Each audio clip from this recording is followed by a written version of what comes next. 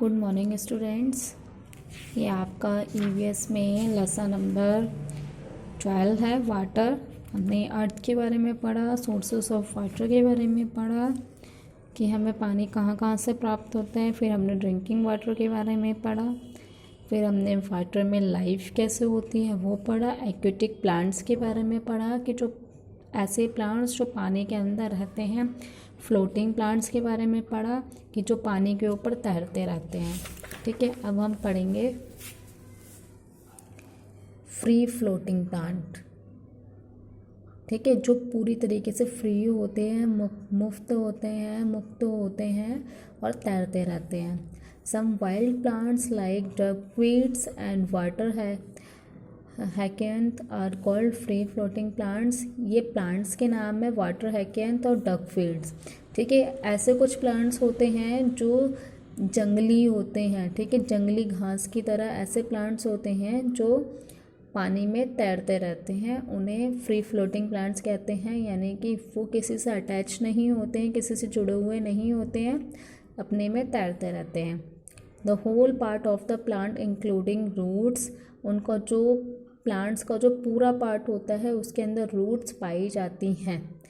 ठीक है, लीव्स पाई जाती हैं, फ्लावर्स पाए जाते हैं, लेकिन ये सारे के सारे तैरते रहते हैं।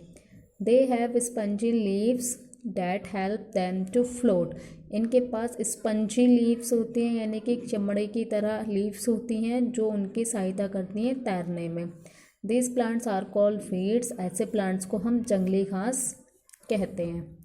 उसके बाद है आपका सबमर्ज्ड प्लांट, यानी कि जलमग्न पौधे, जो जल में बिल्कुल मग्न हो जाते हैं, जल में बिल्कुल मिल जाते हैं।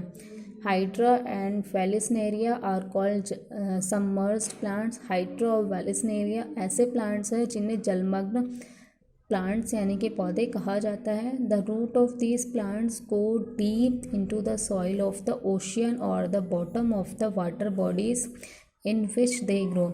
इनकी जो रूट होती है, इनकी जो जड़ होती है, वो सॉइल की बिल्कुल डीप होती है। ठीक है, मिट्टी में बिल्कुल गहरे, जो मतलब मिट्टी के बहुत ही ज़्यादा अंदर होती है, या फिर जो महासागर होते हैं उसमें बॉटम में होते हैं, उसके निचले परत में पाई जाती है जहाँ पर ये उगते हैं। They have thin leaves. इनके जो पत्तियाँ होती हैं वो बहुत ज़्यादा पतली होती हैं। तो यहाँ पे आपको फ्लोटिंग प्लांट्स के नाम लिखने हैं, फ्री फ्लोटिंग प्लांट्स के नाम लिखने हैं और सबमर्ज्ड प्लांट के नाम लिखने हैं। दो नाम आप लिख लीजिएगा। उसके बाद एक्वेटिक एनिमल्स, यानी कि जलीय जानवर जो जल में रहते हैं। लाइक प्लांट्स की तरह many animals also live in and around water. जो बहुत सारे एनिमल्स ऐसे होते हैं जो पानी के अंदर रहते हैं या पानी के चारों तरफ रहते हैं।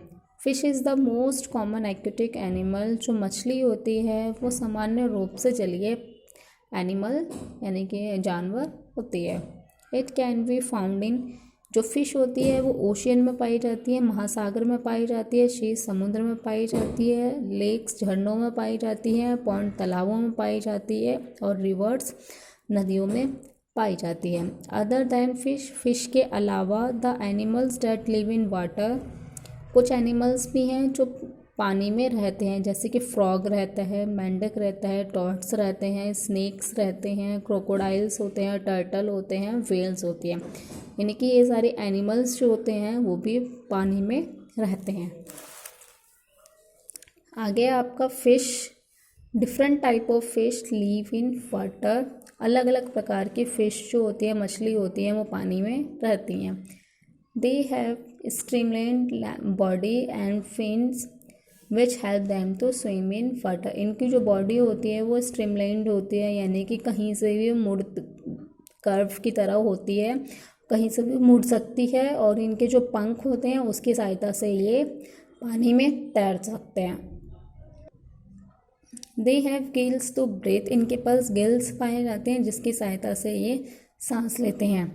Gills help them to breathe oxygen from water. Gills की सहायता से ये पानी में ऑक्सीजन की द्वारा सांस लेते हैं। सेकेंड है आपका फ्रॉग एंड टॉर्ट्स आर एम्बिफियंस, यानी कि जो एनिमल्स होते हैं, एम्फिबियंस होते हैं, they can live in water and on land. ये पानी में भी रह सकते हैं और ज़मीन पे भी रह सकते हैं। ऐसे जानवर जो पानी और ज़मीन दोनों पर रह सकते हैं उन्हें एम्फिबियंस कहा जाता है। अनलाइक फिश की तरह they have moist skin to breathe in under water. इनकी स्किन इस टाइप से होती है कि वो पानी के अंदर सांस ले सकते हैं। They have lungs to breathe on land. उनके पास लंग्स पाए जाते हैं, फेफड़े पाए जाते हैं, जिसकी सहायता से ज़मीन पर सांस ले सकते हैं। They have webbed feet which help them to swim in water. इनके पास कुछ इस टाइप्स के पैर होते हैं, इस टाइप के पैर होते हैं जिसकी सहायता से ये पानी में तैर सकते हैं। नेक्स्ट है आपका mammals like whales and dolphin live in water. Mammals हम कहते हैं जो बिल्कुल पानी में रहते हैं उन जानवरों को, ठीक है। मैमल्स जैसे कि व्हेल्स है, डॉल्फिन है, ये सब पानी में रहते हैं। They are called aquatic animals. इन्हें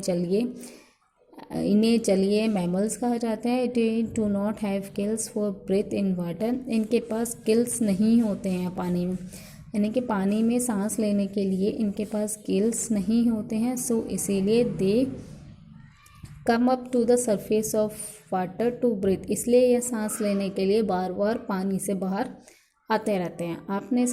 आपने देखा होगा जो डॉल्फिन और व्हेल्स होती हैं वो सांस लेने के लिए बार बार पानी के ऊपर आती रहती हैं, ठीक है।